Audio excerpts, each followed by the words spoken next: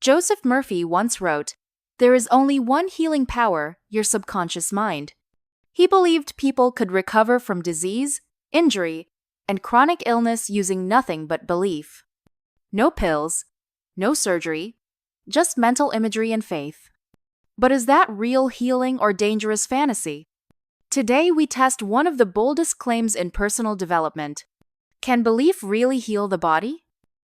In The Power of Your Subconscious Mind, Joseph Murphy tells story after story of miraculous recoveries. A man heals a skin disease by repeating, "My skin is perfect." A woman cures a tumor through prayer and visualization. A boy walks again after imagining perfect health.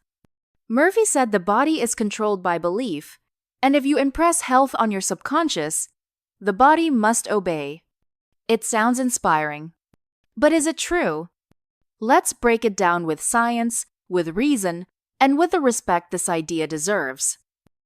Murphy believed the subconscious mind wasn't just emotional, it was physiological. Your subconscious governs all your organs, tissues, and functions. If you think health, you activate healing. He suggested that every cell listens to mental commands. Illness is often a symptom of guilt, resentment, or fear. Healing comes from belief, repetition, and forgiveness. To prove it, he told story after story, mostly anecdotal, of people curing themselves with nothing but words and imagination. No disclaimers. No margins of error. Just full, unwavering faith in the mind's ability to heal the body. What Murphy claimed. Murphy believed the subconscious mind wasn't just emotional, it was physiological. Your subconscious governs all your organs, tissues, and functions. If you think health, you activate healing. He suggested that every cell listens to mental commands. Illness is often a symptom of guilt, resentment, or fear. Healing comes from belief, repetition, and forgiveness. To prove it, he told story after story, mostly anecdotal, of people curing themselves with nothing but words and imagination. No disclaimers. No margins of error. Just full, unwavering faith in the mind's ability to heal the body. The placebo effect is real. Let's pause and ask, what does science say? Can belief change biology? Yes, and the proof is called the placebo effect. In clinical trials, placebos, sugar pills with no active ingredients, consistently produce real changes in the body. Reduced pain, improved mood, lower blood pressure, calmer digestion, even better sleep and reduced inflammation. Brain scans confirm. When someone believes they're getting medicine, their brain releases dopamine, endorphins, and other healing chemicals. In some studies, people given placebos for depression or pain outperformed those who received actual drugs. There's even a wild twist. Open-label placebos, where people know it's fake, still work. In some cases. Why? Because belief isn't just hope. It activates pathways in the brain. It calms the nervous system. It improves behavior, rest, and resilience. So yes, belief is biologically active. But there are limits.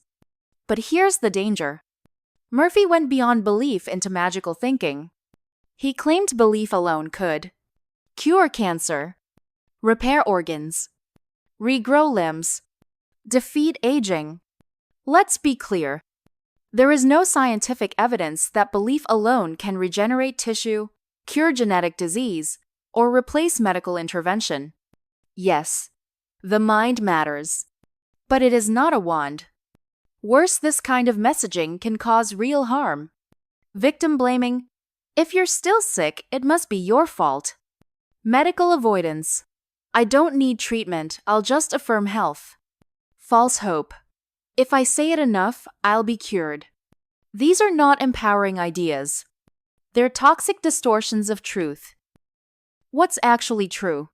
Now here's the balanced truth, the part Murphy hinted at, but didn't fully explore. Your mind does affect your body through multiple pathways. Stress hormones. Your thoughts raise or lower cortisol. Immune strength.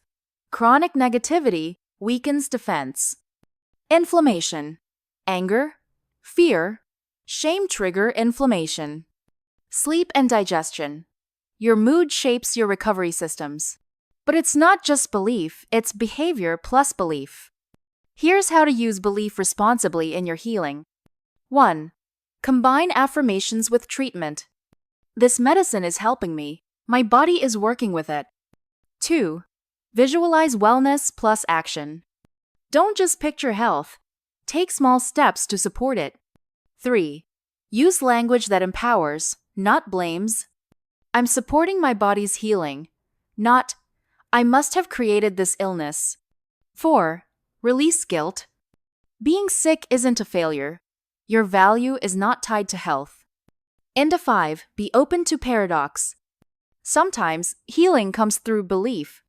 Other times, it comes through surrender, science, or support. Murphy gave us a poetic idea. Let's turn it into a powerful tool grounded in reality. Closing reflection. So, can belief really heal the body? Yes, it can reduce pain, improve recovery, and strengthen your systems. Yes, belief changes biology, behavior, and results. But belief is not a substitute for knowledge, care, or medicine. Murphy was right to trust the subconscious, but he was wrong to treat it like a magic wand. Use belief wisely.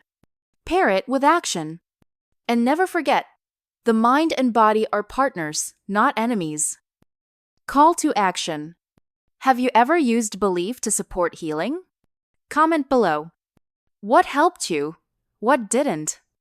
And in the next episode, we challenge one of the biggest myths in success psychology. Does hard work actually matter? Or is your subconscious the real reason you're stuck? Make sure to subscribe to continue this series. The truth about the power of your subconscious mind. Your mind is powerful. Let's learn how to use it wisely.